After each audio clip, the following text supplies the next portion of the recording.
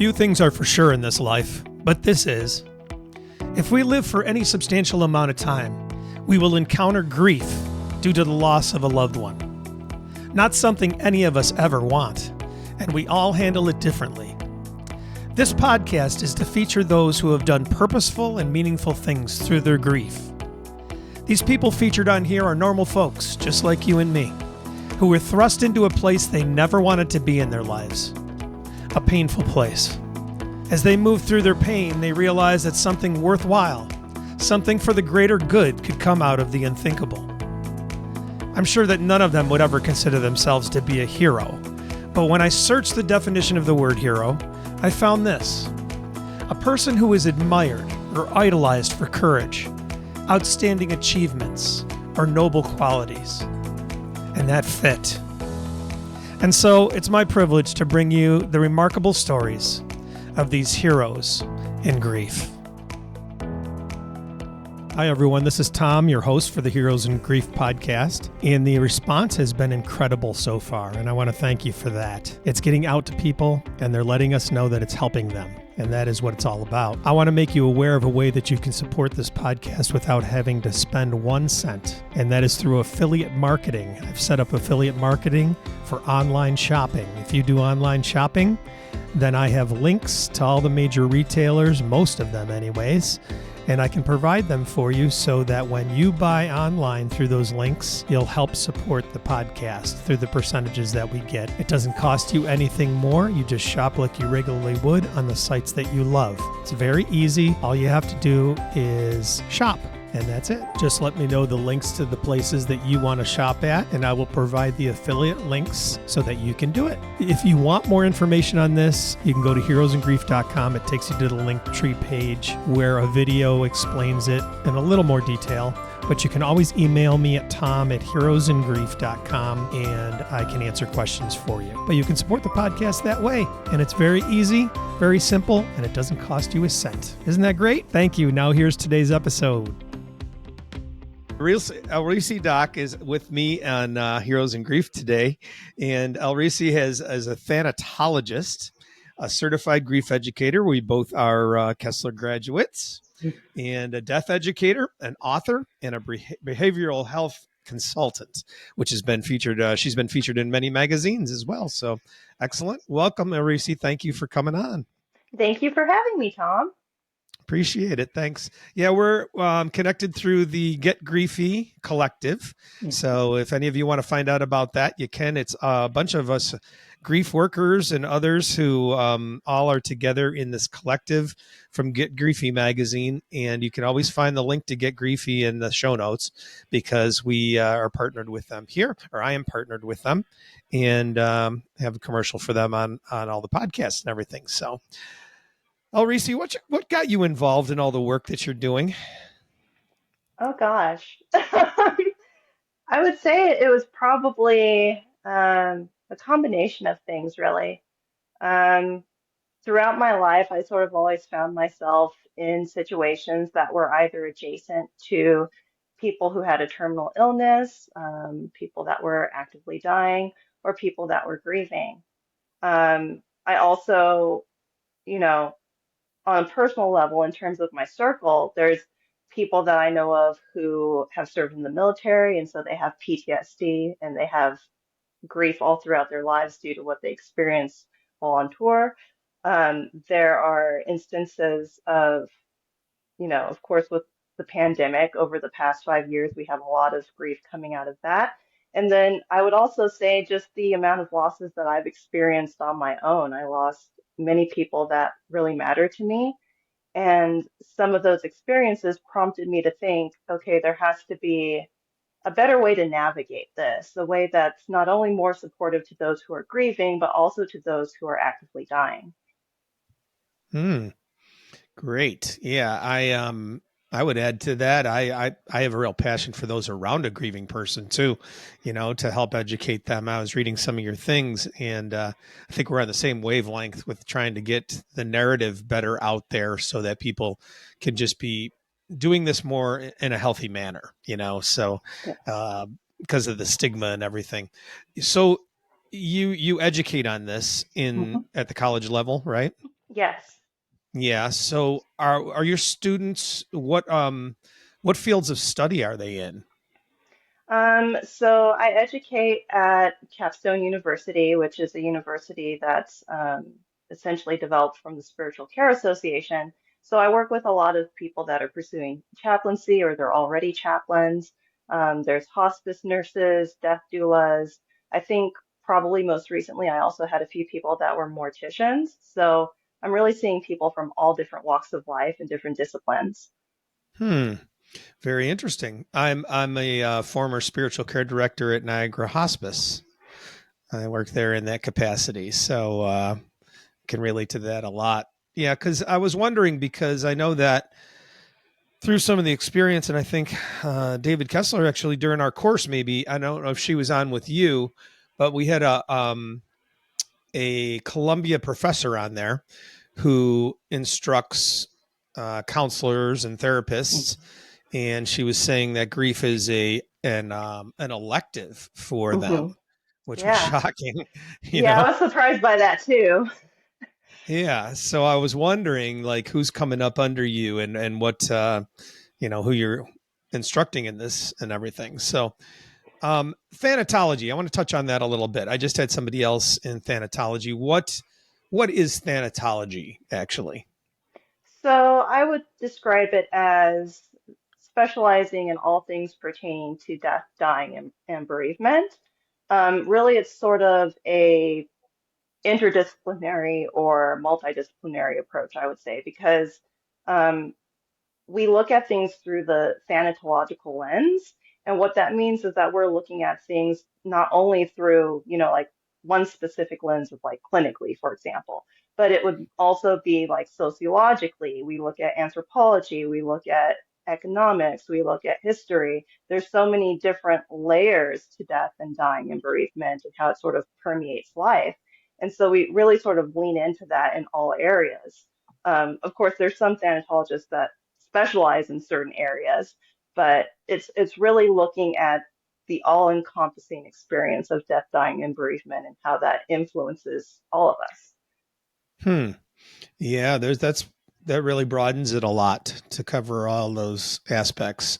And yeah, I'm still learning too as I go through like where excuse me, where we might be able to speak places to better educate people and everything. And it's just, it gets very, very wide because I think it's everywhere, really, Yeah, where it we really can, is. yeah, get into the educational systems and get into workplaces and everything else. And everybody can use the help, I think, you know, and it's a Yeah. shame that it's so stigmatized and that we're, fighting this uphill battle, it seems all the time just to get it more normalized in the regular conversation. Yeah, I noticed you discussed that a little bit on your site and your Mhm. desire for that to have it be something that people are better versed in their lives, right? And Yes. yeah, why do you think that we're so resistant to it? Um, So I would say there's probably a couple of factors at play. I mean, if we look back historically, like even to like pre-industrial societies, um, death was very prominent and it was very out in the open, and communities were involved in death. And if someone died, everyone was sort of aware of it. And somehow, as we proceeded into the modern era, we sort of tried to hush death away. So we, kind of sequestered it into the hospitals and sending our dying to certain professionals and things like that. And while there's nothing wrong with having professionals take care of, our loved ones that are dying or those who are grieving, it's sort of hidden it in the background because if it's out of sight, it's sort of out of mind in a way, right?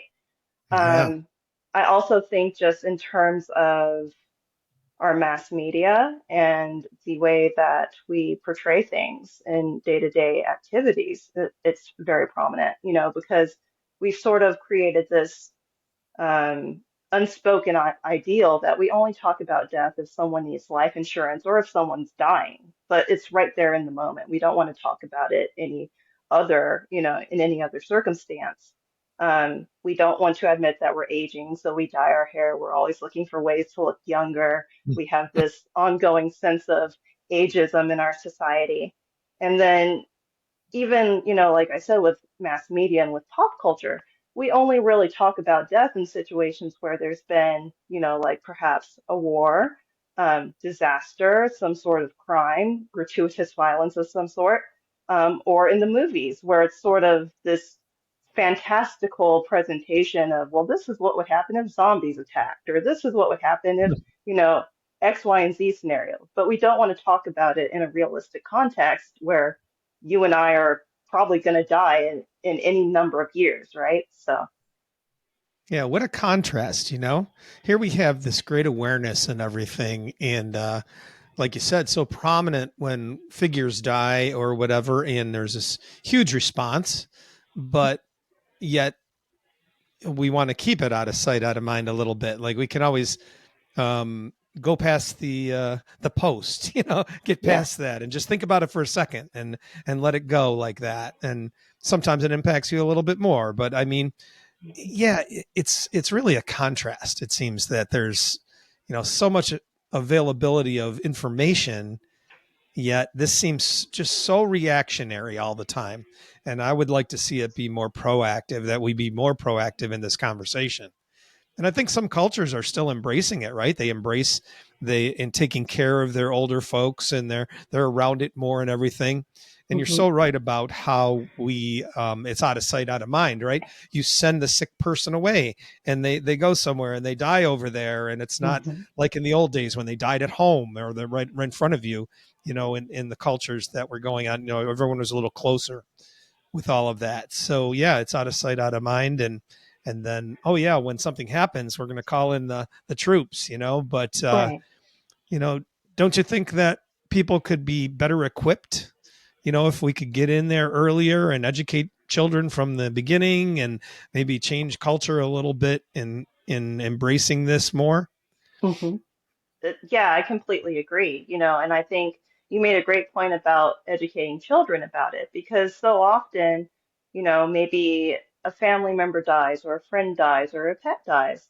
And then parents are sort of approaching this from the perspective of, oh, I don't know if I want to expose them to death or have them go to the funeral or see, the urn or any of these things. But the reality is that if we don't educate children about death and help them to sort of develop some sort of age appropriate death literacy and grief literacy, then they're going to ask those questions to someone else. And the person who answers those questions might not have the right information, or they might not explain it to them in a way that's age appropriate. And so then that can cause, I would say, more significant trauma than if we had just been honest with them in the first place.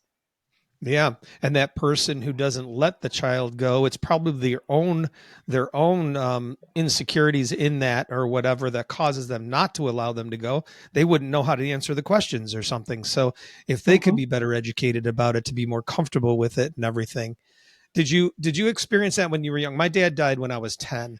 That was the first funeral I was ever at, and my mom did take me there, Hmm. and I remember that all very well. Of course, there's when you're 10, that's kind of gets imprinted, and I remember. I don't know if I ever thought of it as a fearful thing, or as I went through life and everything. It was just something that I knew and that I experienced. And so I didn't see it as a real negative. Of course, my dad dying was a negative, but I mean, you know what I mean? Going through life. Hmm. And did you experience something like that when you were younger? And how Ye- did you perceive it as you went through life? Yeah, I think I didn't really perceive it as a negative, like you said. I can remember being younger, maybe around the age of 4, my grandfather died. And we went to the funeral, and I can specifically remember my mom taking me up to his casket, and we looked at him. And I mean, I recognized that he looked a little different, but I didn't really perceive it as something inherently negative because my perception was that, in my belief system, he went to somewhere else, right? But I think Mm-hmm. that, um, if I didn't have a family that had explained some of this to me or given me some context, then I also might have been a little bit concerned too, because you know, if I had no concept of a dead body or if he didn't look peaceful or things like that, it could have been problematic. Yeah, that's a great segue into what I was thinking too. Is that what a teaching moment? It's there for you. You have all these elements to pull from that maybe because the person's grieving who might bring that child as well. So of course they're going through their time, but it's right there in front of you. You have this opportunity because sometimes when someone dies, like, and the child might not be around when that person dies or doesn't go to the funeral and everything, that person's just removed from their life. So you try to explain, maybe using pets dying or, something like that, or a flower or something, and try to explain it to in a child's context, so, but you have it right there in front of you if you bring them, and it can really help that person who's trying to explain or use it as a teachable moment for them, all the Yeah, elements are present.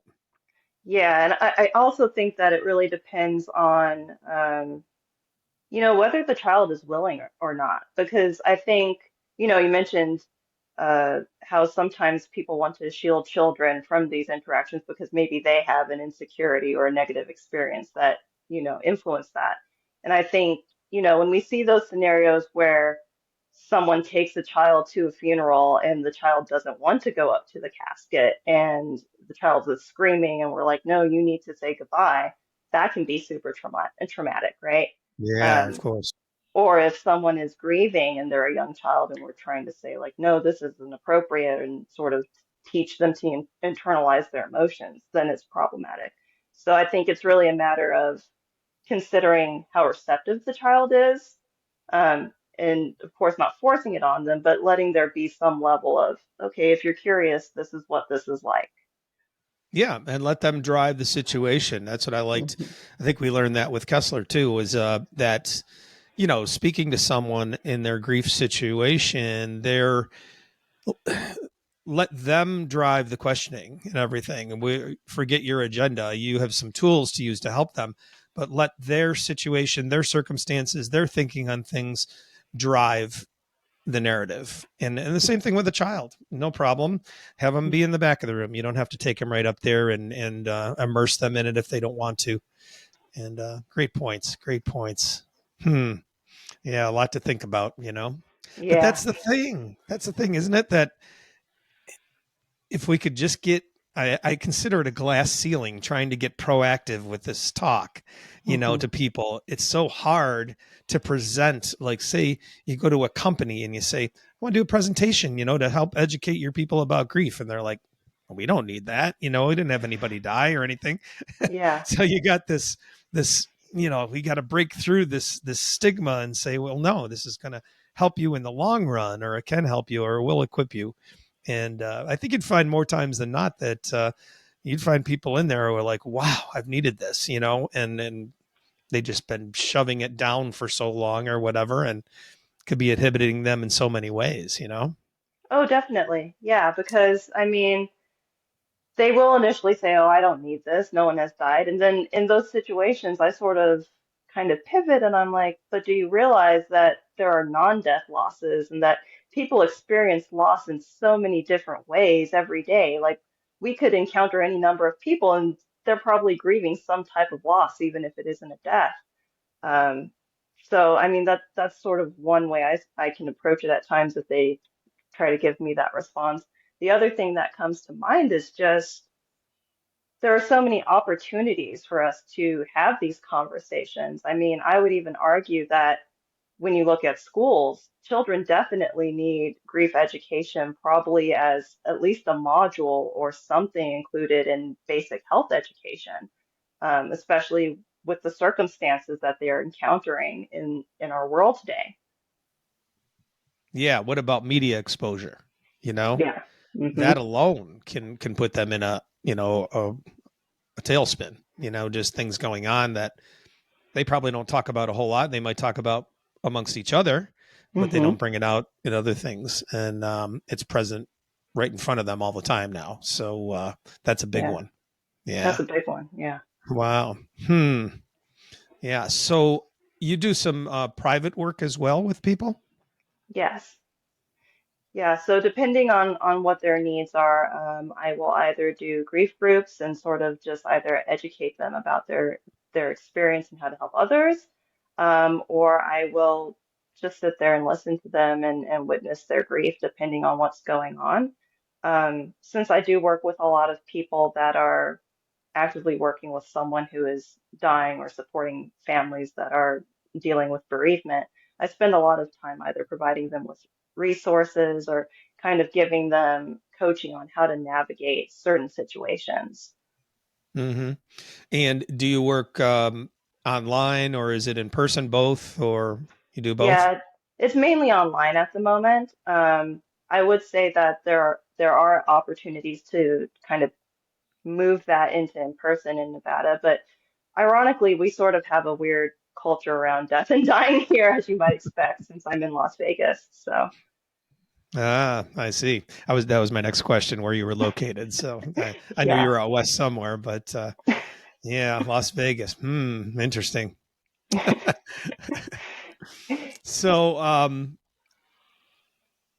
want to talk a little bit about the collective, if you don't mind. I know Yeah. you're pretty active with the Get Griefy Collective, and I think people might not fully understand what that is. And I've been very fortunate. Kira came to me and asked if I would mind a trade, pretty much, to put a little commercial on about Get Griefy on the podcast. Hmm. And she invited me into the collective, which at the time I really didn't know what that was. I knew, there was a lot of, her people that she had in the previous issues and everything in there. And Hmm. boy, she incredible job what she does with that magazine. I was shocked the first time, 130 some pages and just a beautiful color spread and just laid out beautifully. I was like, whoa, where'd all this come from? Because I talked to Kara. Kara was my second guest on, and she hadn't even gotten an Oh, issue out at that time. Yeah. So when I saw it, I was like, whoa, I had a superstar on. Wait a minute. And I call all yeah. you guys rock stars. You guys are rock stars in the grief world. So what you've been involved with it for a while, right? So Hmm. how would you describe the collective to somebody? Hmm. So, if I had to describe the collective, I would probably explain that it is not only, this amazing directory of professionals that span across grief work and death work, but also we have this really unique melting pot of how people process and express grief, as well as how they aid others in grief. And I think that one of the really amazing things that I love about the group and the collective in general is that we have so much diversity, and there you see so many different applications of how someone has experienced grief and sort of, I would say, applied that in the way that they help others. And they found very creative ways to do it. I've seen everything ranging from, journals to art to yoga retreats to you name it. There's something out there that they're doing. So it's not only a source of support, but it's a huge source of inspiration, not only for people that are small business owners within these industries, but also for people that are seeking guidance. Hello, friends. I just wanted to take a brief break here in the podcast to make you aware of a very exciting partnership that Heroes in Grief has just formed, and that is with Get Griefy Magazine. I'm going to let their founder and editor-in-chief, Kara Sanchez, tell you all about it. Hey, Heroes in Grief listeners! Life after loss isn't easy, but it can be colorful and full of possibilities. Meet Get Griefy Magazine, a vibrant resource filled with inspiring stories of life after loss, expert advice, and voices from everyday grievers and thought leaders. Together, they're here to help guide you toward the side of life that's left to be lived fully and authentically. Dive into Get Griefy for free on Issue or snag a print copy on Amazon. Connect with us on Instagram at Get Griefy Magazine or visit getgriefymagazine.com to explore, join our thriving small business collective, or discover advertising opportunities. Let's embrace life after loss, boldly and together. And now back to our episode.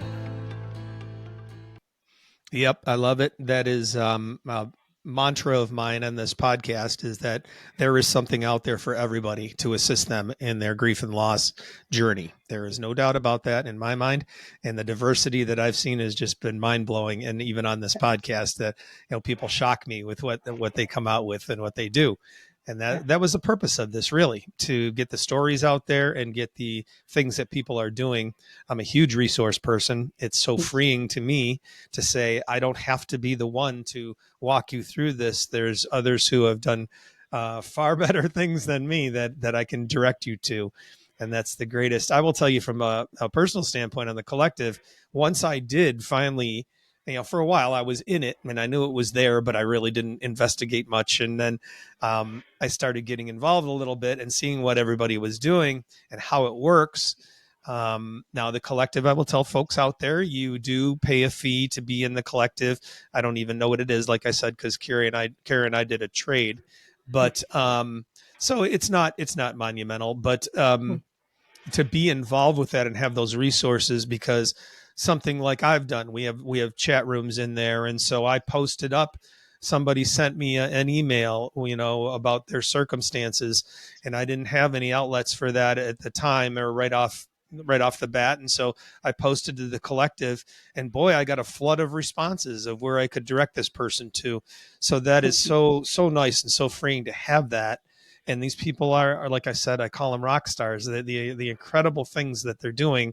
And if not, they'll direct you on to somebody else. We're not selfish in this world at all, in the grief help world. So that's awesome. And if you're not even, you mentioned professionals, and they are, but you can be someone who's just found your path and journey into this. And you may not be doing a podcast or be writing books or whatever the case is, but it's okay. You can be part of that, and it'll help you on your journey too. So, I would encourage you to check it out for sure. And I'm not, I wasn't asked to do this or anything, but I just thought it was so cool. Such a great collection there, and the collective, it's called, the people, from so many backgrounds and things. It's awesome. So that is great. So part of what you said too is that you're a death educator. So is that similar along the lines maybe of a death doula, something like that, where you're helping people along the way? Or how would you describe the death educator part of what you do? So I would mainly say, since I'm doing a lot of this at the university level, um, when I speak about death education, it's really in the context of not only all the areas where death sort of permeates our life in different systems and different societies and cultures, but also just the context of, like, what does it look like if someone is actively dying? How do you know if they're, maybe a few days or a few hours away from death? And also looking at different types of death, like traumatic death and traumatic loss. Sometimes, since my students have mainly spent a lot of time, working as chaplains at specific hospitals, they don't have exposure to certain types of death scenarios. And so they're like, oh, this is interesting. I've never heard about this. What would this look like? And so I kind of navigate that and give them examples. But it's really more of a thing of helping people to understand death in a way that's not going to make them necessarily uncomfortable and is presentable in a manner that they could share that information with someone else. Because I think that there's a lot of power in just being able to have these types of conversations and explain what's going on. Yeah. And there's such different dynamics depending on the circumstances. I have a pretty vast background too. I didn't realize till now that I probably have been being led along this path for where I am now the whole way. I worked ambulance for many years, 14, 15 years. And I took critical incident stress debriefing training and things like that. And so, they all fit a different kind of channel in some of this. And then, yeah, you're right. I mean, I knew through my hospice experience, the closeness of somebody dying and how that looks. And so I was able to navigate that even through my mom's death and everything I knew. In fact, I called my family that day and I said, we're getting close, and unfortunately you're able to tell that, but it's a good thing too, because then you have the opportunities that you have in a circumstance like that. So, yeah. So you've been featured in some magazines too and things. How does all that come about? Yeah, I mean, I guess I don't know. Sometimes I find out that I've been featured in something and I didn't really know that it was there. So like for example, I think a couple of weeks ago, I had given some sort of quote regarding Pope Francis when he died. And I knew that was there in one publication, but then that was translated into Turkish and some other languages and in other news sources. And I was like, oh, okay, I didn't know that that's what was going to, you know, progress. But yeah, sometimes I know what I'm being quoted on, and sometimes I discover it as a complete surprise and it's news to me. So Hmm. yeah, Yeah. But you've actually contributed to some magazines as well, right? I yeah, mean, intentionally, yeah. yes. Yep. Yeah, I would say Good. probably 75, we'll say like 60 to 75% I've intentionally contributed to, and the rest are just sort of gathering my quotes from other spaces and Hmm. repurposing them. Yeah. Interesting. Have you authored a book? I co-authored a book in Vietnamese pertaining to integrated care strategies and behavioral health, but I'm thinking of authoring a book pertaining to grief in the upcoming year. Wonderful. Well, keep me updated on that. We'll make sure that we get the information out about that. I What's your definitely website will. that you have? What's the My address for that? website My website is www.elreacydoc.com. Okay. And Elreacy is Elreacy doc.com. We'll have it in the show notes, so you can check it there if you didn't write it down right away or whatever. That's okay. So, what else have you got going on? Or you got any aspirations to do other things, or you see? Because I would think, with all the background you have and everything, you have some opportunities to look at. Yeah, there's a few things coming up. I would say, you know, since I'm a doctor of behavioral health, a lot of what I do in the background is also pertaining to global health and looking at ways that we can sort of extend resources to people that are in low to middle income countries. And so recently I started thinking of this more in the context of death, dying, and bereavement. And so I'm probably going to start doing a few more globally oriented collaborations coming up. So, Hmm. yeah. Interesting. This is brought to mind too. I wanted to ask you about what you thought about when did you graduate with David Kessler's course? Uh, June of 2024. Yeah. Oh, okay. I was the year earlier, 23, June of 23. How'd you find out about that and what got you your interest in doing that? So this is kind of an interesting scenario. So my mom used to work in hospice for a brief period when I was a kid. And she would have these really interesting assignments that she had to complete in order to do whatever she was handling with nursing at the time, anatomy, and you name it. And so, based on those interactions, at some point she told me about David Kessler and Elizabeth Kubler-Ross, and I looked into it. I must have been pretty young at the time. I was like, oh, this is really interesting, you know. And then when I pursued my degree in thanatology, I still really enjoy David Kessler's work. You know, I think it's so very insightful, and it provides a lot of just clarification about, you know, you'll hear him talk about how grief is not linear. And I think Hmm. a lot of times people think about the 5 stages of grief as being linear, but he's even stated like, no, you can go through any of those stages at any time. You can, you know, mix and match them. It will happen. So we had a lot of discussions about that, right? And then at some point, I discovered that he had this grief education certification, but it wasn't available at the time. And so I signed up and I thought, okay, maybe someday I'll get to perhaps learn from him. Um, and then I would say, actually, in that process of me going through educating my students, what I was finding was that a lot of my students were reaching out to me because since they're learning about grief on such a direct level, they started emailing me and saying, you know, I'm just realizing that I experienced a death or a loss when I was in my 20s and I never processed that. And now I'm 60 and I'm trying to navigate this. And so it was happening like pretty frequently. And I thought, okay, I need to have some sort of way to provide additional support and to help them because if they're experiencing this, there's other people experiencing this. And just in time, David Kessler reopened his certification program, and there I was. Yeah, it did. When I signed up for it, I was only a few months out of my son passing. And so I sent a letter to them or an email to them, and I said, I know it's early. Here's my background because I had, the hospice thing.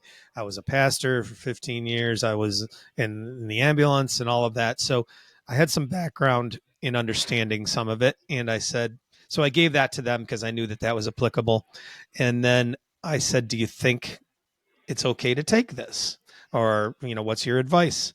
And they said, they came back with a great response. And I didn't even think of this at the time, probably because I still was in such early grief. It's amazing that I even took the steps. But they came back and they said, yes, we think you can. And we think it'll be therapeutic. Mm, And so that was a great insight. And I didn't think of it that way, but it was. And like you talk about, yes, when you bring these things up, it's going to pull those things out of people. You be ready for that because you go out give talks or something like that, and you're going to hear all kinds of things that come out of people as they start learning and understanding some of this. That was a great mhm, insight. I thought that was excellent in the course.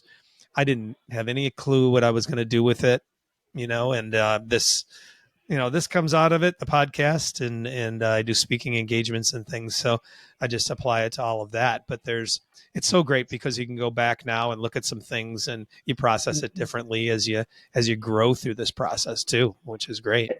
Exactly. There's so many different aspects of it that you can sort of revisit at different times and realize, oh, there's another layer that I can learn about this, you know. I Yeah. can even think of probably one of the most interesting things that comes to mind is, we had that portion where we basically had like a simulation where we allowed someone to share about the loss they had experienced, but then we couldn't say anything. We had to just witness it. And it was challenging because everyone wanted to say something. It's like, nope, can't say anything. And I remember after that, David explained that, you're going to be in these situations where you just need to listen. Don't provide advice. Don't, you know, make it more than it is. Just listen to them. And it's going to feel uncomfortable because you feel discomfort, dealing with other people's pain, sitting in that sadness with them. And that's normal. And to just hear him say that was sort of like, okay, I'm not doing it wrong if it's uncomfortable. It's just a matter of sitting with it, you know? Yeah. And we're not fixing anything. hmm Yeah, we're We're not not there fixing to fix anything. it. Yeah, that's Yeah. that's the whole drive in a lot of the therapy and counseling things, right? Is you try to fix it, but hmm that's not what it's about at all. So, yeah, that's Yeah. great. And so these things we talk about, folks. We're just normal people here. Obviously, Elreacy, you have some background that you've been trained in and things like that. But when it comes down to brass tacks, we're just here trying to help you out there, the normal people, and we've experienced it, and we're just hmm trying to share the things that we have too. So, as we talk about these things, maybe look into them for yourself too, and you don't have to be an expert in any way. You don't have to be anything in the grief circles or grief work things. You may be just trying to get through your grief journey yourself or your loss journey. So take a look at them because that's what it's all about, these resources. And it's not just for us, it's for you out there too. So hmm put all the things out there all the time and just say, you take your journey the way that you're going to go. That's why there's so many things available out there so that you can find what you want to find. We talk about specific things, but you don't have to do the things we talk about, so go and find out, and that's a real press that I have too, is to just keep pressing, keep looking. If it's not the right thing, then go to another, check that out, and keep pressing on because there's something for you out there. Yeah, there's something And out there for everyone. And I always like to remind people whether I'm presenting or just helping them or whatever's going on, that, I'm doing these things because I also experienced grief. And so I see it from certain perspectives because I've been the person who has lost a friend to fentanyl poisoning. I've been the person who has lost friends to cancer. I've been the person that's had anticipatory grief because I knew that death was imminent, and so I think that if we reach a place where we understand that we all experience death and loss and we all grieve, then maybe to some extent, it's not even so much about any of us being experts or any of us specializing, but really more about us just being humans and having this humanity to support each other and to find something. And if what works for me doesn't work for another person, that's okay. That means that there's a different flavor of support that's better for them. It might be more, helpful based off of their own experience. Yeah. And I think that in this, in the grief work circles, peer-to-peer work is tremendous. Hmm. They're experienced. That's the thing. Peer-to-peer is people who have been through grief too. They're going through grief. So, people out there seeking help, it doesn't have to be a professional counselor every time. You can find good peer-to-peer groups. I religiously attended the Tender Hearts group that David has Hmm. in my early grief phase. And, four times a week, you're in Zoom sessions for an hour with people who are grieving. And so that can be very comforting and comfortable, or very comfortable for you in the midst of your grief when you're taking those early steps, when you're just trying to get by moment by moment. That's where everybody is. So don't be afraid to reach out to different things that maybe everybody thinks, I need to see a counselor, I need to see a therapist. Maybe not. Maybe you need to see a peer, or you fit in a group, or you may find something online or whatever. So there's just so many opportunities out there for you. And don't just, pigeonhole it into one thing or another. Because do you agree with the power of the peer-to-peer groups? Oh, absolutely. I would even say that, you know, we have what I would describe as not only a mental health crisis in the United States, but also a crisis in regard to grief literacy. And a lot of people, there are so many people that are seeking grief resources, and they go through traditional methods like, reaching out to a mental health company or reaching out to a therapist. And sometimes those resources aren't available. Sometimes those resources are completely cost prohibitive. And so I think that peer-to-peer support is incredible because it puts access, it extends that access out to everyone who needs it, but it also allows people to kind of take control because they're learning about it from someone that definitely can relate either by experience or the type of loss or the challenges they face. There's always a support group where someone can relate and sort of resonate with another person's story. Yeah. And don't be afraid to ask questions of the people that may be leading these things for you, because you want to know. Inquire, find out what their background is, find out what they've been through, Hmm. because you may find out that it's just not right for you, and that's fine. Go find someone else that is, because they're out there and they can help you, or you just may resonate with someone better than another. So don't be afraid to do that, you Hmm. know? Yeah. So, do you think there's anything that maybe we didn't cover that you'd like to talk about? Anything that's been happening or that's, is part of what you do? Let's see.